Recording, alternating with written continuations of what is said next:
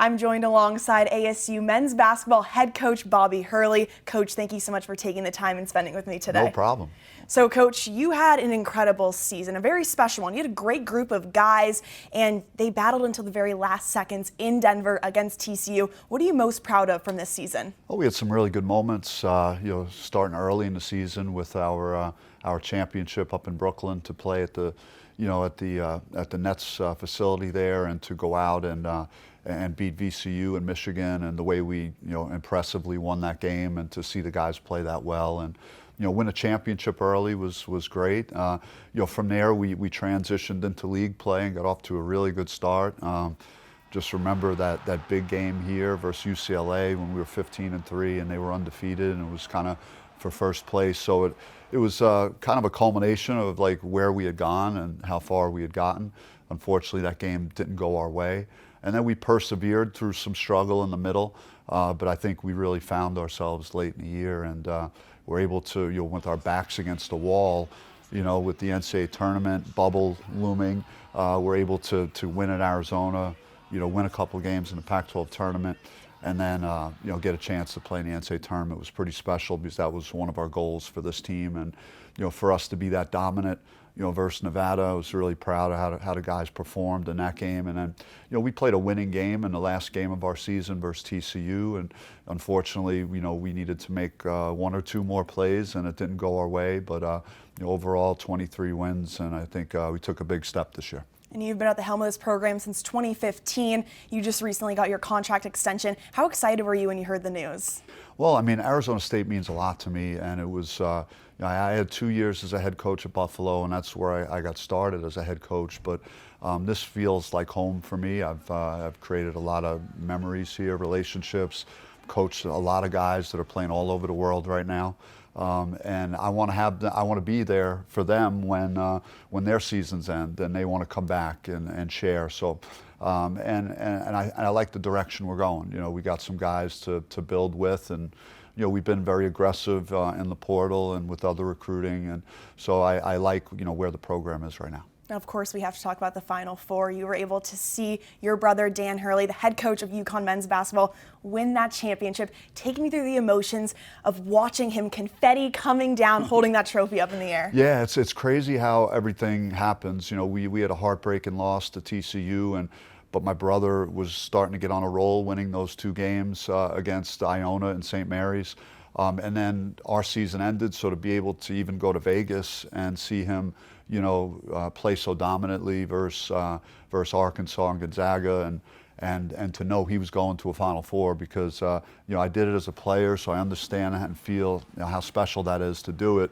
But for Dan to take it to a different level and actually win those games and become a champion, it's just great for our family. And as close as Dan and I are, I just couldn't be any prouder and happier for him. And speaking of that relationship, your relationship is so special. Only 18 months apart. I know you guys would be in your driveway playing one-on-one, and then coach, of course, at Wagner in Rhode Island. So how amazing is it to have that soundboard to be able to bounce ideas left and right? Yeah, I mean, we, like you touched on, we were just like normal brothers. We'd argue, we'd fight with each other, we'd be real competitive. And, as we got older, though, it transitioned into like a really strong bond and friendship that we have. And so, like, not many people understand the stress and the pressures that we go through in our job day in and day out. And so to have someone that you're that close with, that you're able to open up and talk about the stuff you're going through, and vice versa, I think it's extremely valuable for both of us, because we're kind of going through the same things.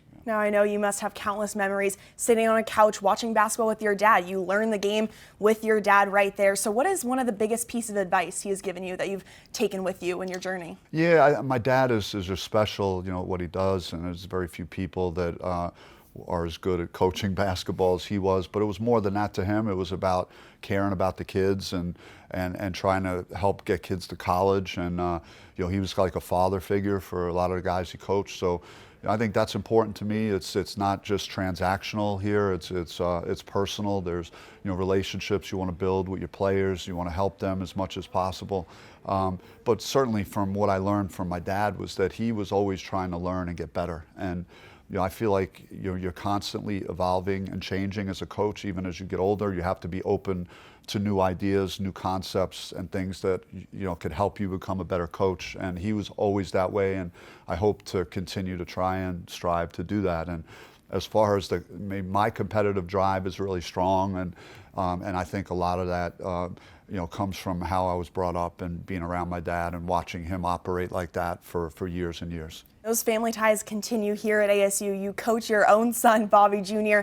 So how is it to be able to see him develop right in front of your very own eyes as not only as a player, but a young man? Yeah, he's a great kid. He's just a great teammate, and it's great to have in the program. Just our conversations, our ability to spend time together, and he's a guy that works as hard as anybody.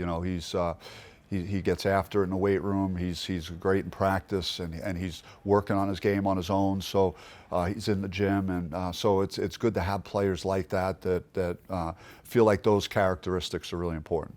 The Hurley name will go down as one of the greatest names in all of basketball. What does it mean to you to be a Hurley?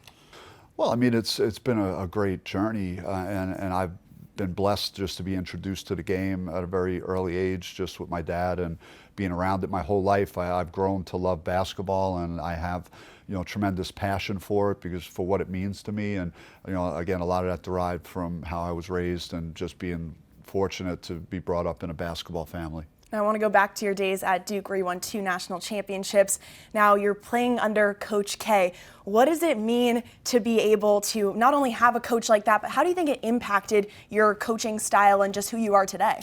Yeah, he was, I could tell there was something special about him, and he had been going to Final Fours, and I was watching that as a teenager, and he was a former point guard, and he grew up in Chicago, and I grew up in Jersey City, so we both had like city backgrounds, and we could both relate to both being point guards, so there was like a basis there for a relationship to start being built. And I think I'm a pretty good judge of character, and I thought that he shared, my passion and my competitiveness, and I just watched how he operated. Really, I was a sponge to really just take in what the coaching that he provided for me.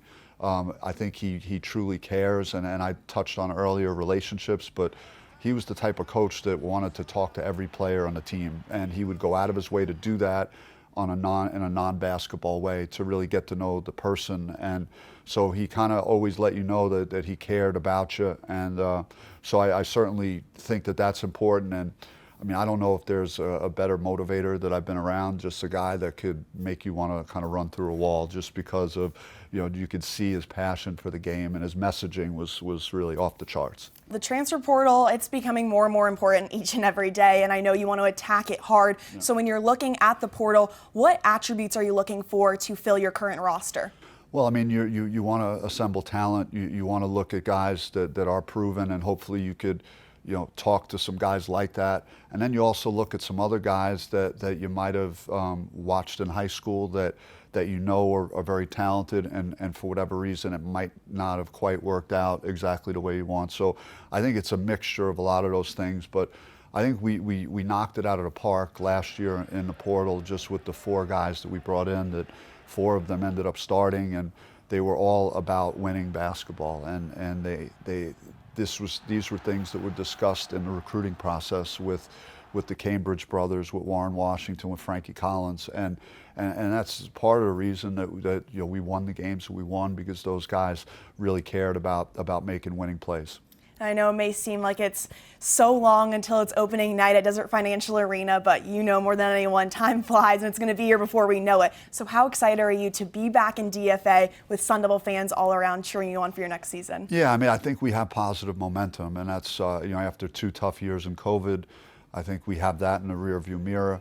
We have some players that want to be a part of this again, that we could kind of build with, and then build out from there. And we've already been able to get some stuff done in recruiting, and we'll continue to work the next few weeks to kind of put the team together. But it's always, as a coach, that's why I kind of love college, because you do get some change, and you'll have some guys that were great to you, and they're going to move on and go into their pro life, and then there's a new crop that's coming in, and you could really try and evaluate that and see where this team is going to lead you, and over the course of the next few months, get, you know, what kind of team do we have? You know, what are our strengths? What do we need to work on? So as a coach, it's always fun, that part of the season, just to see what things will look like in November and December.